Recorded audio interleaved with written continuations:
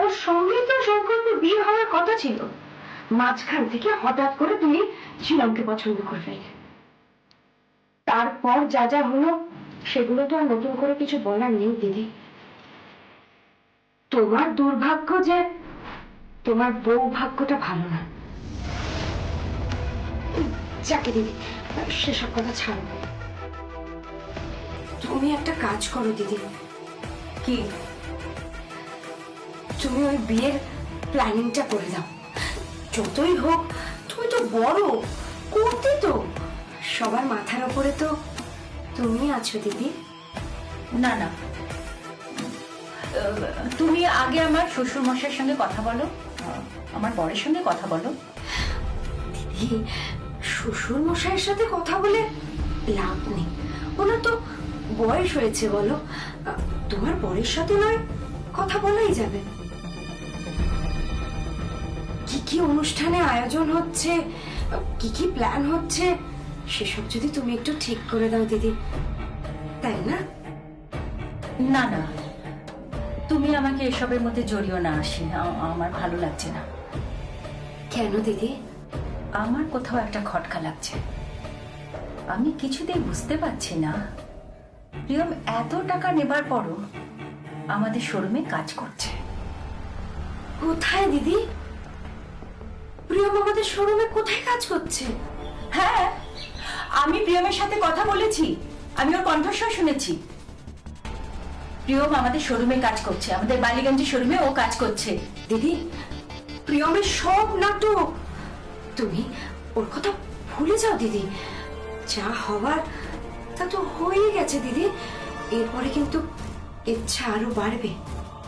কেচ্ছা? কিসের কেচ্ছা? কি বলতে চাইছো তুমি? হ্যাঁ দিদি, ওর কিন্তু একটা বয়ফ্রেন্ড রয়েছে। প্লিজ আশি, আমাকে এসব বিশ্বাস করতে বলো না, এসব আমাকে একদম বিশ্বাস করতে বলো না। একটা মেয়েকে দেখলে বোঝা যায় সেই মেয়েটি কিরকম, তার চাল চলন দেখে। তাহলে তুমি কি বলতে চাইছো দিদি? আমি কথাগুলো বানিয়ে বানিয়ে বলেছি, আমি কথাগুলো মিথ্যে কথা বলেছি, আমার বর মিথ্যে কথা বলেছে, ব্যানার্জি পরিবারের সবাই মিথ্যে কথা বলেছে।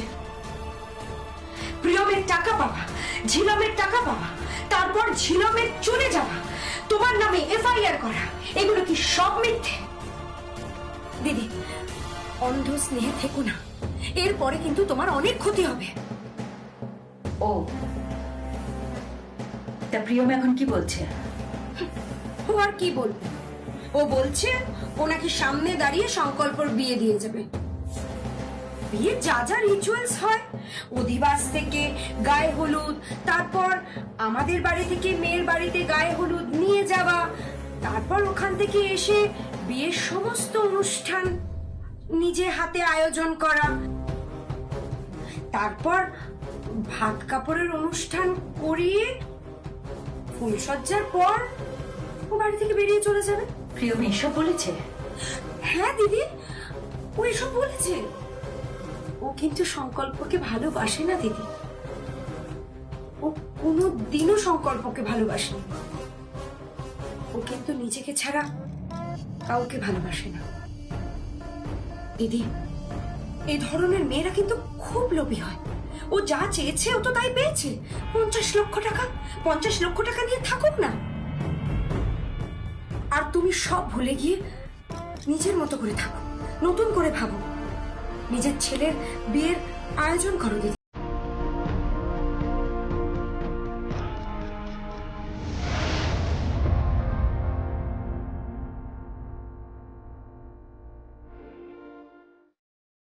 বিয়ের আয়োজন সব শেষ। কিসের আয়োজন? বিয়ের আয়োজন। এইসব ভিয়েন টেন বসবে শুনেছিলাম, নববধ বসবে, তারপর বড় করে নাকি অনুষ্ঠান হবে, পালকি করে নাকি বউ আসবে। হ্যাঁ, আসবে তো। আমি তো বলেছি বিয়ের অনুষ্ঠান আরো বড় করে করতে। গতবার তো আমার বিয়েতে কোনো অনুষ্ঠানই হয়নি, কারণ আমি তোমাকে বিয়ে করে এনেছিলাম।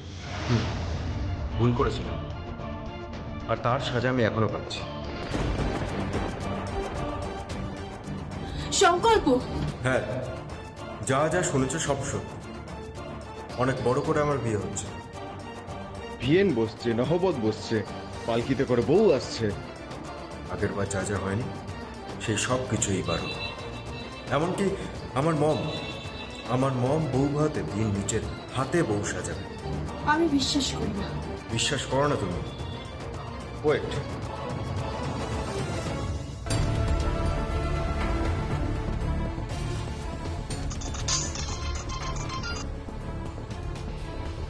হ্যালো, হ্যাঁ কাকিমণি, হ্যাঁ, বলছি তুমি মমের সামনে আছো? হ্যাঁ। মমকে একটু ফোনটা দাও না। কেন? ঠিক আছে, দাঁড়া, আমি স্পিকারে দিচ্ছি।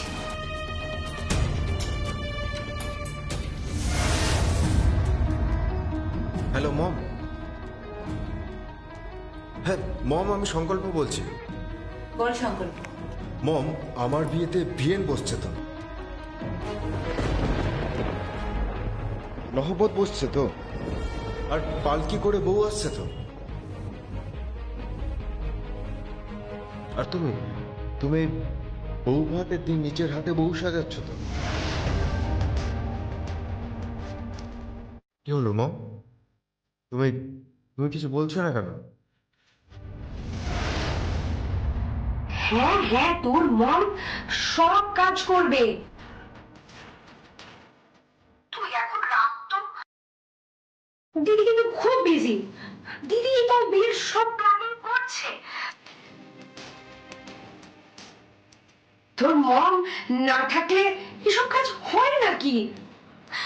তুই এখন রাখ তো বাবা ফোনটা। তোর মন কিন্তু খুব বিজি। তোর মম তোর বউকে নিজে হাতে সাজাবে, ঠিক আছে? তুই একেবারে চিন্তা করিস না। রাখছি।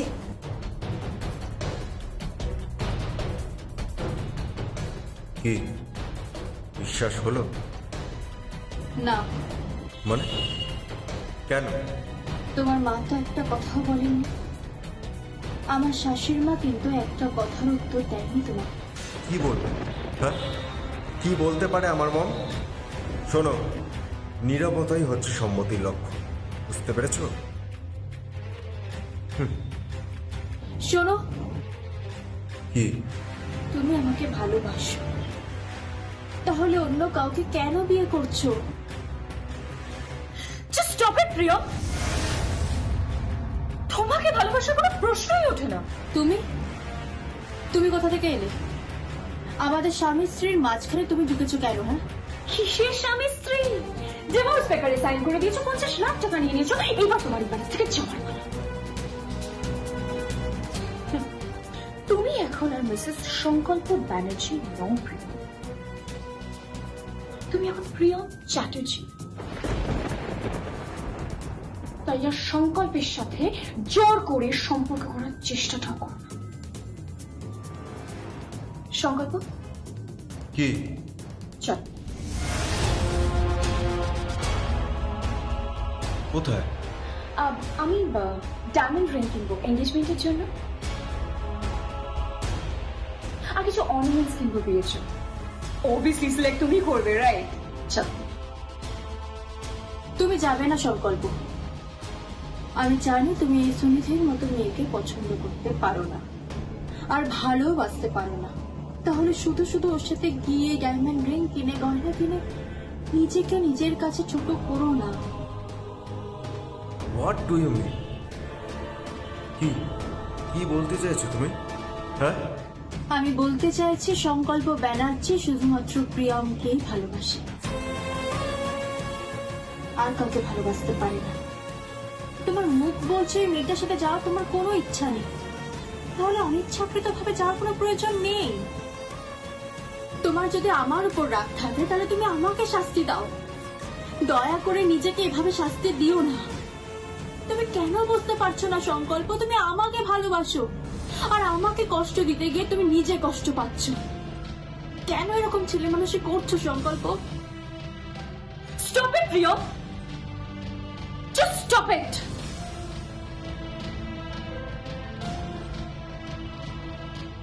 কি হলো সংকল্প? কি দেখছো না?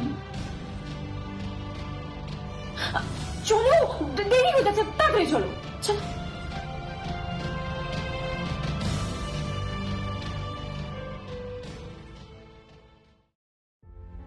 সংকল্প ওই মেয়েকে ভালোবাসতে পারে না। সংকল্প যে ধরনের মানুষ, ওই রকম মেয়েকে ভালোবাসতে পারে না, কখনো না। আমি একটা কথা বলবো আরশি। কি? এ বিয়েতে আমাকে জড়াস না। তুমি কি বলছো দিদি? তোমার ছেলের বিয়ে তুমি থাকবে না? না, কেন? আমি প্রিয়মকে কথা দিয়েছিলাম যে আমি নিজে ওকে বরণ করব। ওর জায়গায় অন্য একটা মেয়েকে বাড়ির চৌকাঠে দাঁড় করিয়ে আমি বরণ করতে পারবো না। আমাকে প্লিজ ছেড়ে দে। দিদি, তোমার ছেলে, তোমার ছেলের জীবন আর আমার ছেলের জীবন যা হবার হয়ে গেছে। আমার মনে হয় এ বিয়েটা না হলেই ভালো হয়। কি বলছো দিদি? সব আয়োজন হয়ে গেছে, সবাইকে ইনভাইট করা হয়ে গেছে, তুমি কি বুঝতে চাইছো না? তুমি কি নতুন করে বদনামে চড়বে আবার? বদনামের বাকি কি আছে? বাড়ির বউ ডিভোর্স দিয়ে চলে যাচ্ছে, বছর ঘুরতে না ঘুরতেই ছেলের আরেকটি মেয়ের সঙ্গে বিয়ে হয়ে যাচ্ছে। এর থেকে বড় বদনাম আর কি হতে পারে? আমার সংসারটা তো আর আমার রইল না, শালঙ্কারা ব্যানার্জির সংসার রইল না। এটা তো এখন একটা প্ল্যাটফর্ম হয়ে গেছে। কি বলছো দিদি? হ্যাঁ, রেলওয়ে প্ল্যাটফর্ম। আমার আর ভালো লাগছে না, যখন যে পাচ্ছে আসছে, যে পাচ্ছে চলে যাচ্ছে। আমার আর ভালো লাগছে না। দিদি শোনো দিদি, মাথা ঠান্ডা করো, রেগে যাও না দিদি। এত বড় অনুষ্ঠান, তুমি রেগে গেলে কি করে হবে বলো তো? না, আমার কিচ্ছু ভালো লাগছে না। আমি বুঝতে পারছি না প্রিয়ম কেন 50 লক্ষ টাকা নিল, কেন ওর দিদি ঝিলাম গয়না চুরি করে পালালো, আবার আমার নামে এফআইআর করলো, আবার বলছে আমি নাকি ওর নামে এফআইআর করেছি। আমি কিছু বুঝতে পারছি না, আমার কিছু ভালো লাগছে না, সবকিছু আমার কাছে ধাঁধার মতো লাগছে। দিদি দেখছি আমার কথা শুনতেই চাইছে না। তাহলে আর কি, এবার আসল কাজটা করেই ফেলি। প্রিয়মের জীবনে নতুন যে ছেলেটি এসছে, প্রিয়মের বয়ফ্রেন্ড সাজানো হয়েছে যাকে, তার সাথে আলাপটা করিয়েই দিই একবার দিদির। কি ভাবছো তুমি? না দিদি, কিছু চিন্তা করছি না। বলছি দিদি, তুমি তো প্রিয়মের কথা বলতেই পারছো না, তাই জন্য তোমার মাথায় এখন কিছু ঢুকবে না, বুঝেছো? আমি তোমায় একটা কথা বলে রাখছি দিদি, প্রিয়মের কিন্তু চরিত্র ঠিক নয়। প্রিয়মের কিন্তু অন্য একটা রিলেশনশিপ আছে। যে সংকল্পর কাছে থানাতে ফুলের বুকে পাঠিয়েছে থ্যাংক ইউ জানিয়ে প্রিয়মকে ডিভোর্স দেওয়ার জন্য, এখনো যদি তোমার জ্ঞান চক্ষু না খুলে থাকে দিদি, আমার আর কিছু বলার নেই। চলে যাচ্ছ? চা খেয়ে যাবে না? না দিদি, আমার ভালো লাগছে না। আমার তো আর ছেলের বিয়ে নয়। তুমি যদি তোমার ছেলের বিয়ের দায়িত্ব না নাও, তাহলে বিয়ের অনুষ্ঠান হবে না। আমি বিয়ে ভেঙে দিতে বলছি। দাঁড়াও মাসি, শোনো। কি দিদি? এ বিয়ে হবে, হবে বিয়ে। দিদি, তুমি সত্যি বলছো দিদি? তুমি বিয়েতে থাকবে? হ্যাঁ, এ বিয়েতে আমিও থাকবো, প্রিয়মও থাকবে। আমি দেখতে চাই প্রিয়ম কিভাবে নিজের হাতে বিয়ের আয়োজন করে, কিভাবে সংকল্পের গায়ের হলুদ ওই মেয়েটির বাড়িতে পৌঁছয়, কিভাবে।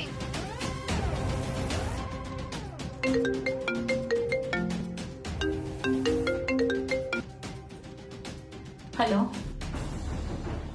ইয়েস, হ্যাঁ শালঙ্কারা ব্যানার্জি বলছি। কে? Sari supplier, designer sari. ঠিক আছে, দেখো ডিজাইন দেখো, কোয়ালিটি দেখো, সবকিছু দেখে আমাকে জানাও। আর দেখো রেগুলার শাড়ি সাপ্লাই করতে পারবে কিনা, কোনো ভুলভর সাপ্লাই যেন না হয়। আজকাল শাড়ির বাজারে অনেক বেনু জল ঢুকে পড়েছে। হ্যাঁ, আর সেই বেনে জলের একটা হলো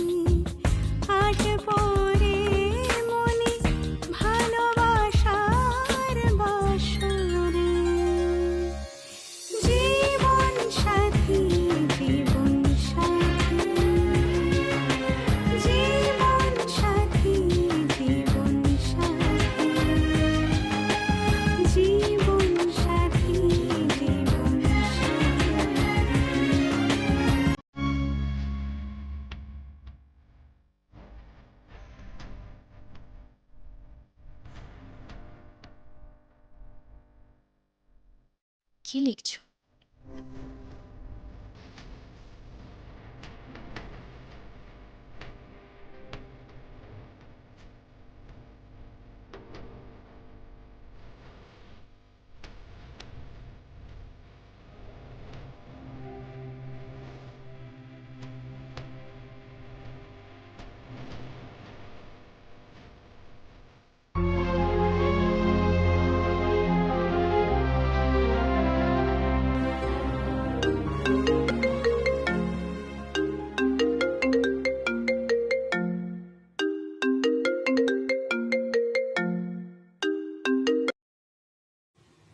হ্যালো, কে বলছেন? কিছু ফাইলসের কপি আমি আপনার কাছে পাঠালাম। আপনি কে বলছেন? আপাতত আপনার শুভাকাঙ্ক্ষী। হ্যাঁ, কিন্তু ফাইলস পাঠাচ্ছেন মানে? আর আপনার গলাটা না আমার খুব চেনা চেনা লাগছে। আমার গলা চেনার চেষ্টা না করে ফাইলগুলো দেখুন। কি আছে ফাইলে? সুভাষ ব্যানার্জির অনেক কীর্তিকলাপ ওখানে আছে। কিভাবে উনি টাকা সরাচ্ছেন, কিভাবে শেয়ার বেচছেন, আর মার্কেটে কিভাবে ব্ল্যাক টাকা কালেক্ট করছেন, এই সমস্ত কিছু 2 নম্বরই কাজের তথ্য আছে। কিন্তু ওগুলো আমি নিয়ে কি করব? কি আর করবেন, শিলাই টেক্সটাইলের যিনি মাথা আছেন তাকে জানাবেন। মানে শালঙ্কার আন্টি কি? কিন্তু উনি কেন আমার কথা শুনবেন? প্রথমে শুনবেন না, উনি সন্দেহ করবেন। পরে একটা দিন দেখে আপনি ফাইল নিয়ে ওনার কাছে পৌঁছে যাবেন, সমস্ত প্রমাণ নিয়ে। সুভাষ ব্যানার্জিকে না ভাঙলে আপনার বোনকে বাঁচানো যাবে না। আপনার বোনও বাড়ির বাইরে চলে যাবে, তাকে বাঁচাতে পারবেন না। সে সবকিছু হারিয়ে বসে থাকবে, আর আপনিও সারা জীবন চোর বদনাম মাথায় নিয়ে বসে থাকবেন। বদনাম বড় খারাপ জিনিস, মিথ্যে বদনাম, অভিশাপ মানুষের জীবনে। ওই মিথ্যে বদনাম বয়ে বেড়ালে মানুষের শির দ্বারা ঝুঁকে যায়। কিন্তু আপনি কে বলছেন? কে বলছেন আপনি? Hello, hello, hello.